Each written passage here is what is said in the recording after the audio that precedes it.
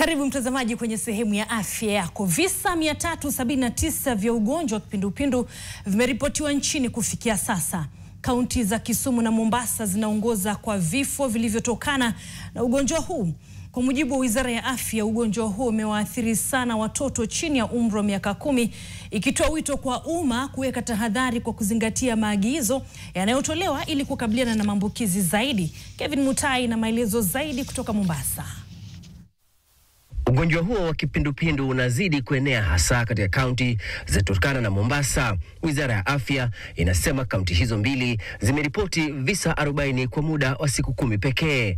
Kwa mujibu wa Wizara ya Afya, kaunti ya Kisumu inaongoza na visa 99, ikifuatwa na kaunti ya Turkana kwa visa 89, Nairobi 69, Migori 53, Kwale 48 na kisha Mombasa na visa 21 pekee. Wizara hiyo pia inasema kuwa kati ya maambukizi hayo 197 ni wanaume, huku wanawake wakiwa 182. Ripoti hiyo ya Wizara ya Afya pia inaonyesha kwamba walioathiriwa zaidi ni watoto chini ya umri wa miaka 10. I'm sure our team, both at the surveillance level and at the public health state department, put everything in motion.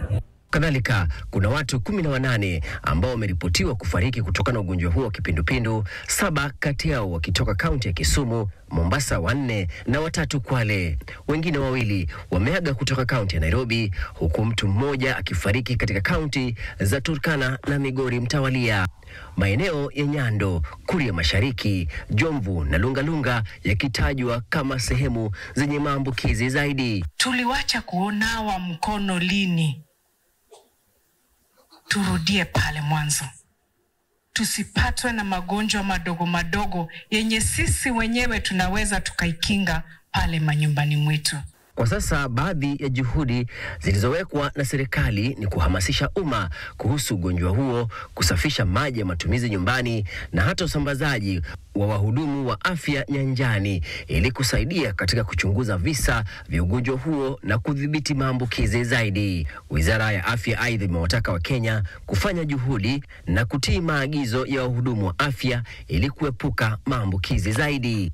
Kevin Mutai, NTV, katika kaunti Mombasa.